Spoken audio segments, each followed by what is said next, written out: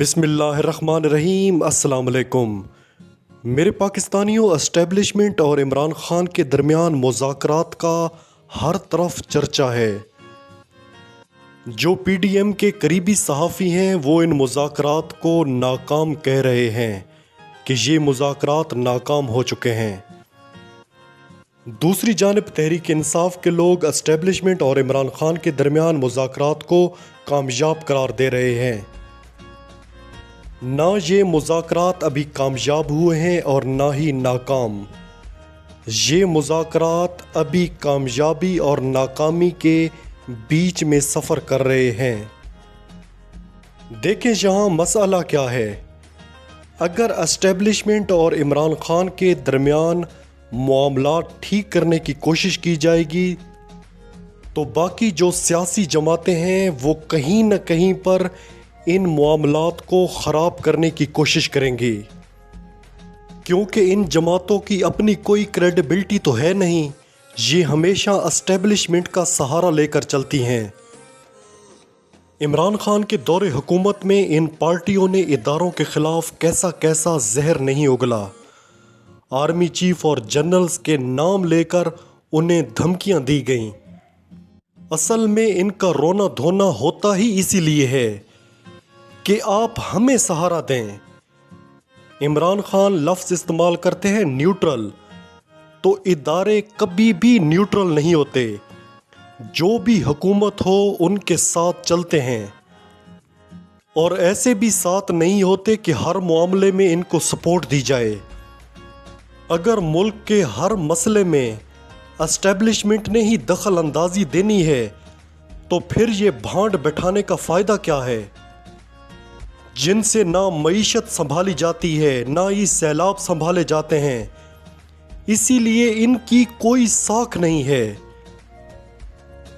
अब आते हैं मुज़ाकरात की तरफ। इस वक्त इमरान खान को पार्लियामेंट में वापस जाने का मशवरा दिया जा रहा है और फिर अगले महीने आर्मी चीफ की तैनाती का मामला।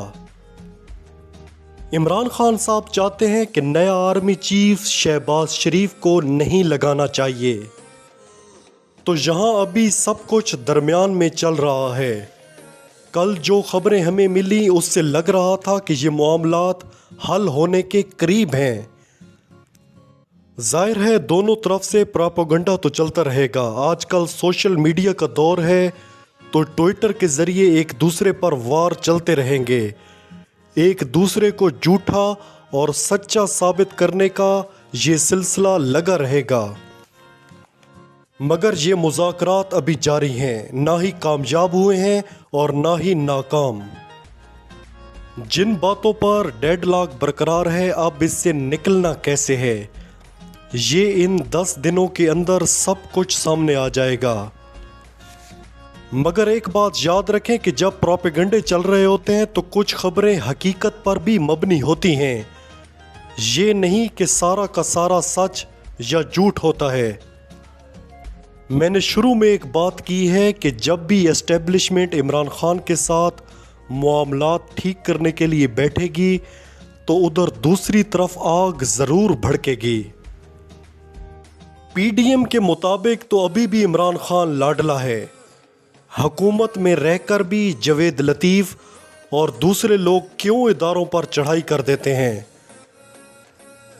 नून लीग के रहनुमा रियाज पीरजादा ने जो कल पार्लियामेंट में तकरीर की है, साफ लफ्ज़ों में कहा है कि सारी तबाही के ज़िम्मेदार इदारे हैं। उन्होंने फ़ौज और अदलिया का नाम लेकर कहा है कि ये तबाही के ज़िम्मेदार हैं। उधर MQM की भी आपस में मुशावरत जारी है। पीडीएम वाले ख़ास तौर पर नून लीगी अभी तक शक में हैं कि हमारे साथ ज़रूर हाथ हुआ है, इसीलिए नवाज शरीफ वापस नहीं आ रहे। इन्होंने अगस्त में कहा था कि नवाज शरीफ सितंबर में वापस आएंगे, मगर मैंने अपने कई वीलॉग्स में कहा था कि सवाल ही पैदा नहीं होता कि नवाज शरीफ वापस आए, क्योंकि नवाज शरीफ कभी भी ऐसे हालात में वापस नहीं आएगा।